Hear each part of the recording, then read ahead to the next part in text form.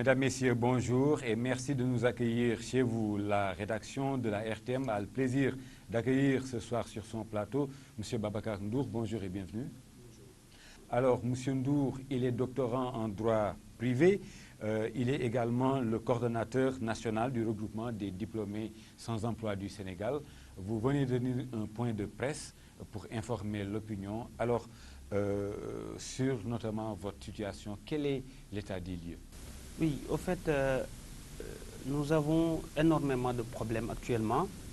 D'abord, nous avions tenu à informer les pouvoirs publics après l'accession du président Macky Sall à la magistrature suprême. Nous avons écrit à ces autorités en leur proposant des solutions. Certaines autorités nous ont reçus, notamment le Premier ministre Abdoul Mbaye, en juin 2012, et il nous avait fait la promesse que dès le début du mois de janvier 2013, ils vont prendre en charge la situation des chômeurs, particulièrement des diplômés chômeurs. Nous sommes restés, donc 15 mois après, rien n'a été fait. C'est pour cette raison aujourd'hui que nous avons décidé de manifester notre mécontentement. Nous avons décidé de descendre à la place de l'Obélisque pour montrer aujourd'hui que la situation s'empire de jour en jour. Je crois que nous reviendrons sur tout cela. Vous avez constaté donc avec regret et amertume ce que vous appelez le statu quo qui prévaut dans la situation de l'emploi au Sénégal, notamment des jeunes. Apparemment, beaucoup de choses n'ont pas été faites pour réduire le taux de chômage des jeunes au Sénégal. Oui, effectivement, je crois que pratiquement rien n'a été fait. Rien n'a été fait. Ce n'est pas être négatif, mais en réalité c'est ça. D'abord, nous avions constaté que le président de la République, son Excellence, M. Macky Sall, avait promis 500 000 emplois à la jeunesse sénégalaise, une promesse que ses collaborateurs, ses proches collaborateurs vont tenter de réduire à 300 000 emplois en avançant l'argumentaire de la réduction du mandat de 7 en 5 ans.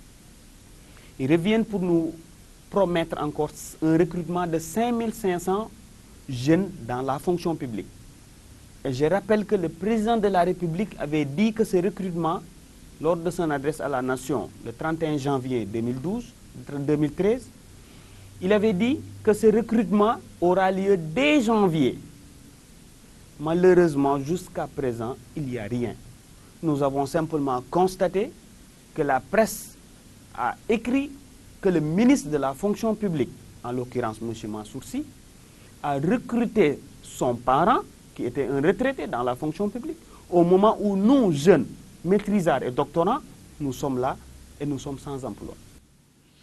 Et donc vous considérez que c'est une incapacité ou un manque de, en tout cas de volonté de prendre en charge de manière efficiente justement la question de l'emploi des jeunes? Oui, nous pensons véritablement qu'il y a une incompétence. Nos autorités commencent à montrer une incapacité à prendre véritablement en charge la question de l'emploi des jeunes. Et c'est ce qui nous désole. Malgré les promesses, on constate que sur le plan du concret, rien n'a été fait. Tout ce qui a été fait, c'est de demander aux jeunes d'aller déposer leur dossier au niveau de la fonction publique. 126 000 jeunes ont déposé leur dossier de candidature. Malheureusement, rien. Sur le plan du financement des projets des jeunes, c'est la même chose. Ils avaient promis le FONGIP. Ils reviennent pour nous proposer 17 milliards. C'est le président de la République lui-même, lors de son adresse à la nation le 4 avril, qui avait promis 17 milliards. Mais sur toutes ces promesses, malheureusement, rien n'a été fait. Aujourd'hui, nous voulons que le ministre de la fonction publique nous dise si véritablement il compte remettre en question cette promesse présidentielle ou non. Nous avons tenté d'avoir des informations sur le processus. Dès le début, nous avions proposé à être pris comme observateur donc, dans la commission qui serait chargée de statuer sur ces recrutements-là. Ce qu'on nous a évidemment refusé. Et pourtant, ça aurait été un gage de bonne gouvernance pour eux, ça aurait été un gage de probité, comme ils le disent, ça aurait été une manière pour eux de marquer la rupture qu'ils clament sur tous les plans. Et vous laissez entendre donc que c'est une assimilation à une politisation de la chose? Absolument, il y a une politisation parce que d'abord nous avons constaté que les agences qui ont été créées pour prendre en charge cette question ne sont pas efficaces. Ces agences n'ont aucune utilité aujourd'hui pour la jeunesse sénégalaise. Que ce soit la neige, que ce soit le FNPJ, que ce soit l'AGEP, mais malheureusement on continue à injecter de l'argent dans ces agences-là alors que ces agences ne produisent pas de résultats. Deuxièmement, avec toutes ces promesses, 5500 emplois, 500 000 emplois, 300 000 emplois, le fonds GIB, les 17 milliards pour financer les projets des jeunes, on revient pour nous dire aujourd'hui, ils veulent faire un autre projet, une ASC, un projet. Et nous nous rappelons que ça, c'est un programme du président Abdou Diouf. Le président Abdou Diouf avait mis en place ce projet-là et ce projet avait échoué. Aujourd'hui, à l'approche des locales, au lieu de tenir les promesses qu'ils ont faites à la jeunesse sénégalaise, ils viennent nous donner un autre programme, une ASC, un projet. C'est justement ça leur permet de descendre à la base, d'atteindre le maximum de gens en leur faisant croire qu'ils règlent la question de l'emploi des jeunes alors que tel n'a pas été le cas. Et dans votre déclaration face aux journalistes, vous avez parlé de déception de la jeunesse, de viol de contrat de confiance. Concernant donc, comment comptez-vous en tout cas faire face à tout cela et manifester votre mécontentement? Oui, vous savez, c'est la jeunesse, c'est grâce à la jeunesse qu'il y a eu la deuxième alternance au Sénégal. Ça, c'est clair au moins. La jeunesse s'est sacrifiée. Et aujourd'hui, toutes les promesses qui ont été faites à la jeunesse sont restées non tenues. Sur le plan du conquête, rien n'a été fait. C'est pourquoi nous avons décidé de manifester notre mécontentement à partir du 20 août 2013. Nous appelons tous les jeunes à venir à la place de l'Obélisque, manifester avec nous. Nous appelons les jeunes qui avaient déposé le dossier au niveau de la fonction publique, les jeunes qui ont leur projet et qui ne trouvent pas de financement, toutes les personnes qui souhaitent soutenir l'emploi des jeunes, nous les appelons le 20 août à venir manifester à la place de l'Obélisque. Cette manifestation sera faite dans les réseaux de l'art? Absolument. Dès lundi prochain, nous allons écrire au préfet, comme on l'a toujours fait d'ailleurs, depuis notre création, il est arrivé à plusieurs reprises que le préfet nous interdit de marcher. On respecte la loi.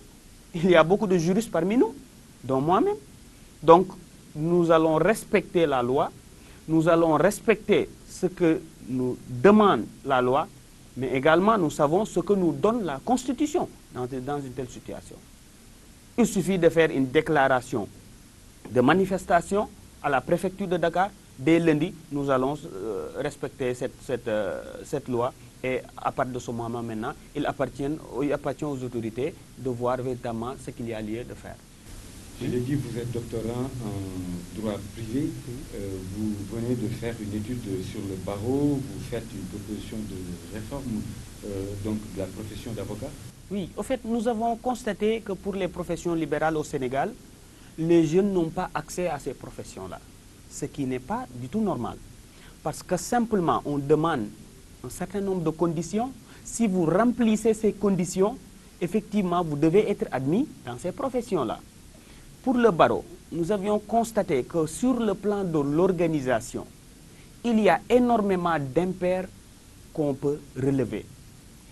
D'abord, on demande un CV pour un concours administratif. C'est le seul concours administratif au Sénégal où on demande un CV. Vous trouvez ça normal? C'est anormal. Ça leur permet simplement de savoir est-ce que le candidat a effectué un stage dans tel ou tel cabinet d'avocat, c'est tout.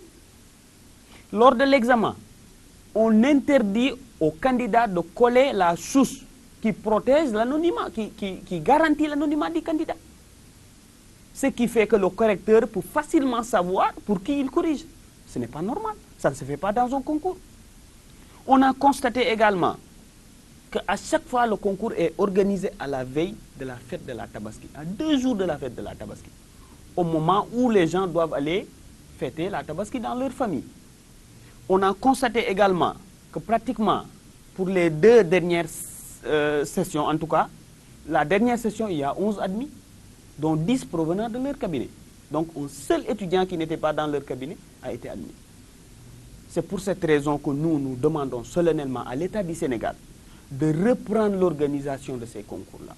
Et justement, une certaine lenteur est notée dans la correction de ces copies. Effectivement, le dernier concours, on est resté plus de 12 mois à attendre donc, les résultats.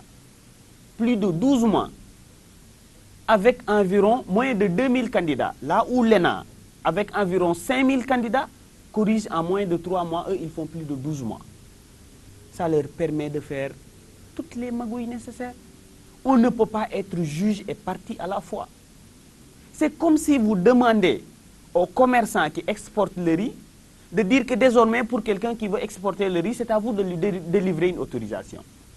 Mais il y a des intérêts commerciaux qui sont en jeu. Ils ne vont pas le faire. C'est la même situation. Et ce qui est bizarre dans tout ça, c'est que ceux qui sont aujourd'hui au niveau du bâtonnat et qui refusent l'accès de ces jeunes-là n'ont jamais fait de concours. Parce que le concours n'existait pas au Sénégal avant. Ça n'existait pas. Une fois vous avez la maîtrise, vous avez la possibilité de faire un stage et ça se passe comme ça dans les autres pays. Même en France actuellement, ça se passe comme ça. Si vous êtes doctorant, vous pouvez véritablement être avocat comme vous voulez. Mais au Sénégal, même les professeurs d'université ne peuvent pas accéder au barreau. Parce qu'on vous demande d'aller faire le concours avec les gosses. Donc c'est une situation qui est anormale. Et il en va de même pour les autres professions libérales. Notaire, huissier de justice, commissaire, priseur. Pour le notariat, c'est pire encore. Qu'est-ce qu'on a constaté? Ils avaient décidé cette année d'organiser le concours. Il y a beaucoup de jeunes maîtrisards en droit qui ont déposé leur candidature en payant bien évidemment les frais d'inscription. Ils reviennent pour dire que le concours a été renvoyé à une date ultérieure, sans donner de précision. Ils récupèrent notre argent, ils sont avec notre argent et ils renvoient l'organisation du concours à une date ultérieure, sans donner de justification. C'est cette situation que nous déplorons véritablement. Et je crois que c'est l'occasion pour nous jeunes du Sénégal de montrer notre mécontentement. Et c'est justement ce déficit criard d'avocats dont vous parlez, est-ce que vous avez déjà posé la problème? Oui, nous avons, lorsque nous avons réalisé l'étude, nous l'avons remis au ministre de la Justice pour lui dire qu'il y a une situation qui est là, qui est anormale, et nous pensons que cette situation doit être corrigée. On constate au Sénégal qu'il y a 364 avocats pour 13 millions de Sénégalais. Il y a 6 régions qui n'ont même pas d'avocats. Matam, Fatick, Kédougou, Sédhiou, Vélingara.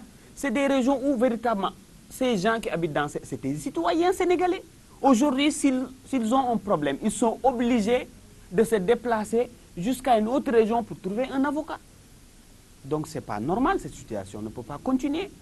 Les avocats veulent rester à Dakar, ils ne veulent pas aller dans les régions. Pire encore, ils proposent d'ouvrir des cabinets secondaires dans ces régions-là. C'est-à-dire qu'ils auront leur cabinet ici et ils auront un cabinet secondaire dans ces régions. Où ils vont recruter des maîtrisards comme moi, qui sont désespérés, qui ne veulent pas rester à la maison, ils vont les laisser là-bas et ils vont les exploiter. Donc c'est cette situation que nous voulons que l'on corrige. Et on a tout fait.